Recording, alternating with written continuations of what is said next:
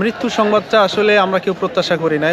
বেঁচে থাকলে একটা ইনসাফ কায়েমের জন্য উনি যে চেষ্টা করেছেন তরুণদের মাঝে, সেই সারাটা হয়তো উনি দেখে যেতে পারতেন, কিন্তু এখন উনি নেই। হয়তো আমরা পরবর্তী প্রজন্ম সেই ওনার স্বপ্নকে পূরণে আমরা এগিয়ে আসব। ওসমান হাদি, একজন জীবিত ওসমান হাদির চেয়ে একজন মৃত ওসমান হাদির শক্তি বেশি, ওনার পাওয়ার বেশি এবং ওনার ইনফ্লুয়েন্সটা আরও বেশি থাকবে।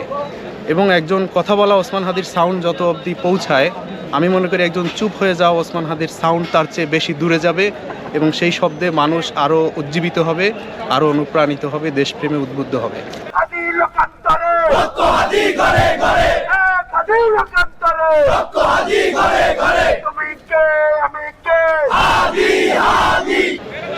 বেঁচে থাকলে একটা ইনসাফ কায়েমের জন্য উনি যে চেষ্টা করেছেন তরুণদের মাঝে, সেই সারাটা হয়তো উনি দেখে যেতে পারতেন, কিন্তু এখন উনি নেই। হয়তো আমরা পরবর্তী প্রজন্ম সেই ওনার স্বপ্নকে পূরণে আমরা এগিয়ে আসব, এটাই আমি মনে করি। হ্যাঁ, আকস্মিকভাবে হাদি চলে গেল, এটা তো আমরা আসলে কল্পনা করতে পারি না যে এই বয়সে, মাত্র 25 বছর বয়সে ছেলেটা এত সম্ভাবনাময় জীবন থেকে সে সরে গেল।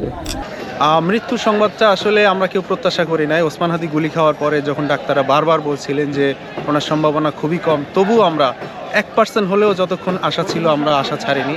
বাট মৃত্যু সংবাদটা পাওয়ার পরে মনে হয়েছে আমার ঘরের কেউ মারা গেছে, আমার আপন ভাই কেউ মারা গেছে। আমি ওসমান হাদি মরে যাই, কিন্তু আমার মরে যাওয়ার পরে যেন আমার হত্যাকারীকে যদি শাস্তি দেওয়া হয়, তাহলে হাজারটা ওসমান হাদি এই বাংলার জমিনে তৈরি হবে, জন্ম হবে। যদি তাদেরকে আপনার শাস্তি না দেওয়া হয়, তাহলে মানুষের ভিতরে একটা আতঙ্ক তৈরি হয়ে যাবে, আমার মতো ওসমান হাদি আর তৈরি হবে না।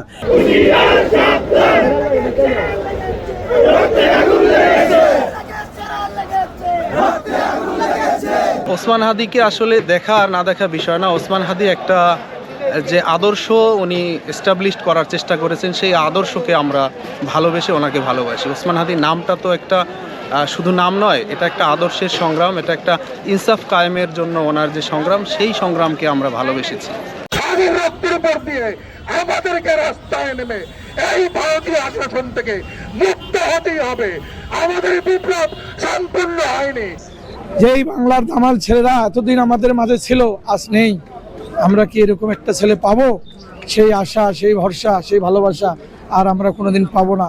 তার বর্জ্যকণ্ঠের আওয়াজ আর আমরা কোনোদিন শুনতে পাবো না। তার কতগুলো দিক নিশানা, হয়তোবা সে মারা গেছে, তার জন্য আমরা ব্যস্ত নসিবের জন্য দোয়া করি, আল্লাহ যেন তাকে জান্নাত নসিব করুক।